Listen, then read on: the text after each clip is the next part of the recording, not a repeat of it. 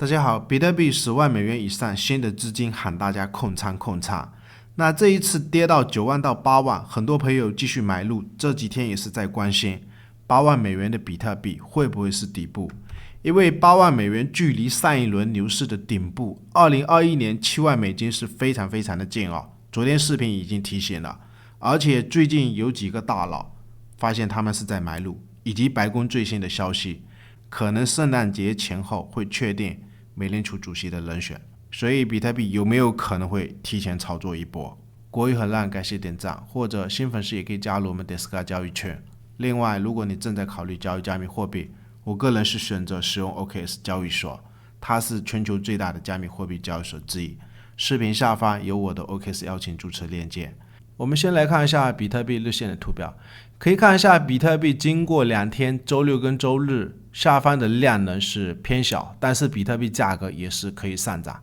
或者是今天来观察，目前比特币有可能今天全天的成交量，目前是虚拟量啊，它有可能会达到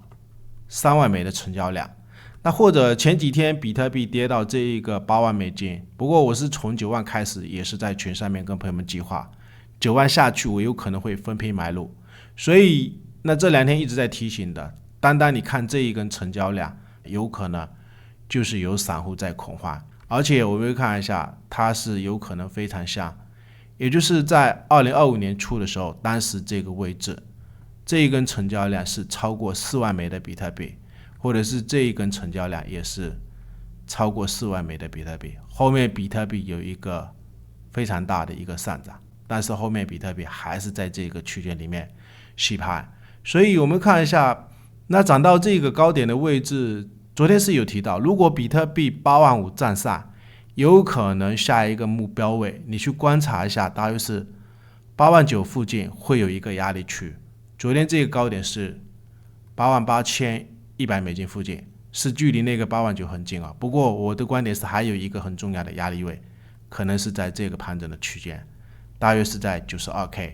那这个位置8万美金的比特币，我们来看一下比特币月线的这张图表。因为之前比特币10万以上，也是希望新的资金或者是新的投资者，你要控制好仓位。那这一次跌下来，很多朋友有买的话也是在问，8万会不会是比特币的底部？因为昨天的视频已经跟大家讲了，就是2021年历史上的比特币熊市，它很少去跌到就是上一轮牛市这一个顶部的位置把它给跌穿。2022年是因为当时整个宏观环境不允许，美联储是一直在加息，所以2022年整波熊市环境不允许，它把2017年的这个顶部的高点略微跌破，后面比特币价格就起来。所以我们看一下历史上其他的牛市的底部，2019年的这一个底部，它是没有跌到4年周期2013年之前的这个顶部的高点，以及2015年的底部，它也是没有跌到4年周期上一轮这一个牛市的顶部。所以这一次比特币跌到8万美金，我的观点是你也可以继续控仓。这个位置8万美金距离之前2021年的这个7万距离是非常的近啊，而且现在的宏观环境，那这个位置有没有可能只是牛市中的正常回撤？或者是我们来看一下一些大佬，也就是 Bitone 的 CEO 最近在8万5左右，他也是有继续买入比特币啊，不过只是他个人的，或者是8万9左右的时候，他好像也是有买入比特币。然后我们来看一下比特币现货 ETF 最近几家机构的动向，因为很多朋友也是让我聊一聊贝莱德的 IBIT 最近是一直在卖出，他们卖出有可能只是客户看到比特币在下跌，或者是担心自己的资产受损，客户下达的指令我要赎回一些资金，他只能把比特币给卖出。或者是我们来看一下 Bitone 也没有多少的动作，21号的时候是有买了一些比特币，或者是也可以看一下富达的 FBIT 21号的时候也是有买了一些比特币。然后我们再看一下这一则新闻，也就是比特币会不会有降息炒作的预期，这2天也是在提那个降息的概率已经上升到接近70%，那我们再看一下白宫国家经济委员会的这个主任，他昨天的新闻是表示，新的美联储领导层可能会降息，所以我们要看一下这个时间啊。鲍威尔是在明年的5月份要卸任，但是我们要记住一个时间点，他这边是有提到，可能会在新年的前后，是不是在圣诞节的前后，可能就会有新的决定，特朗普会不会任命新的美联储主席。所以我们再回到比特币的图表，我们把它切换到周线图。当然之前也有判断不准的，因为大长线我的仓位是一直在展望比特币的未来，10万以上一直是希望朋友们你要控仓，凡它有没有可能下跌。那这2波下跌，我们看一下比特币在2015年的牛市，也是跟大家讲过很多次了，你价格越涨越高，一定要控制好自己的头寸。你可以看一下2016年的时候下跌 34%， 或者是这个位置可以看一下高点到低点，我们可以看一下高点到低点下跌 40%， 以及这个位置高点到低点下跌 40%。 然后我们来看一下 USDT 这一个主导指数啊，比特币每一次只要下跌的时候，我们要想一想，有可能很多人就想把比特币或者是其他的山寨币换成 USDT， 那换成 USDT 就会导致 USDT 的主导占比或者是再往上升。那我们看一下当时